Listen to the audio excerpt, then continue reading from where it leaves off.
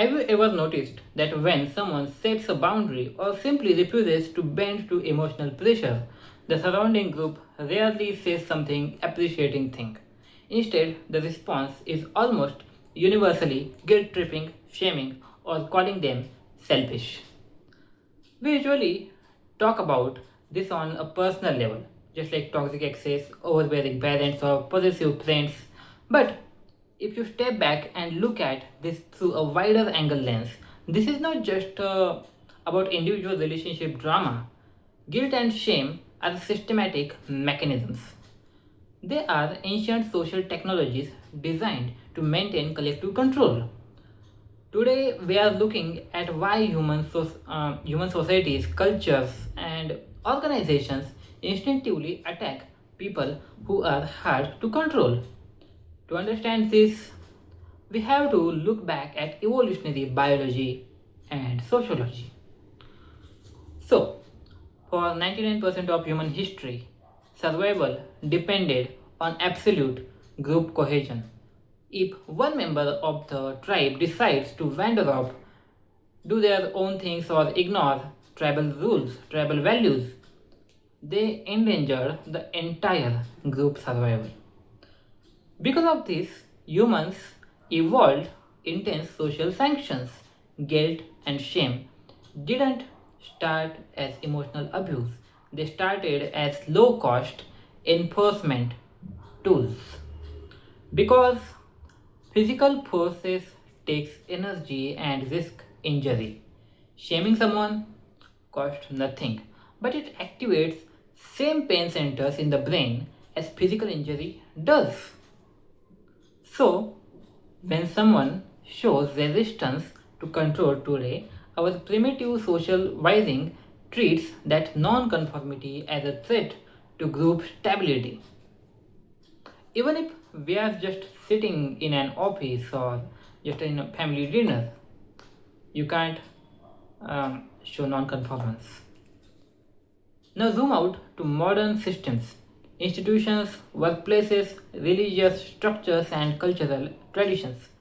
Every social system, every social structure operates on an implicit social contract that you give up a slice of your autonomy in exchange for belonging, safety, and status.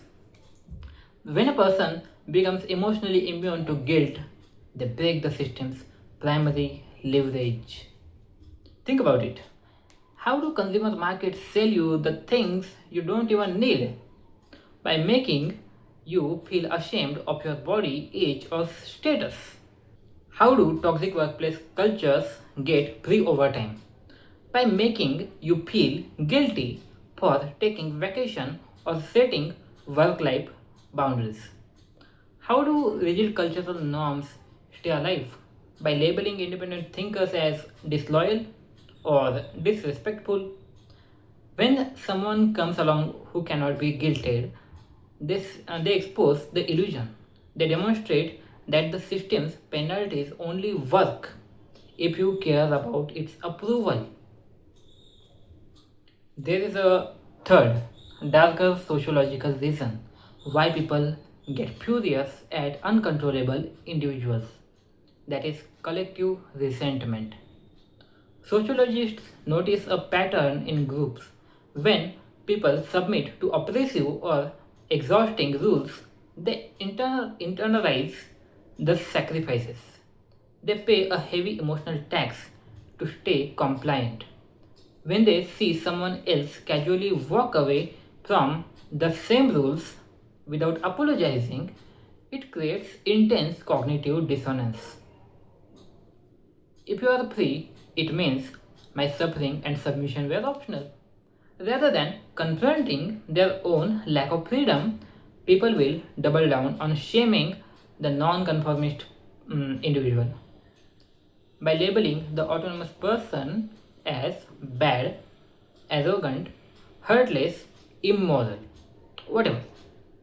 The group protects the myth at their own compliance was virtuous rather than subservient. So, what does this mean for you when you step out of line or set a boundary? It means you need to reframe your guilt and shame. Guilt tripping is rarely a moral verdict on your character. It is a social tariff. It's the price the group charges you for reclaiming your autonomy, for setting your boundaries. When you stop expecting a controlling system or group to validate your independence, their shaming loses its power. The moment you realize that their guilt trips are just a sign that their leverage has failed, you stop trying to convince them you are a good person and you simply live your life. So that's how this trap works, and that's how you can escape this trap.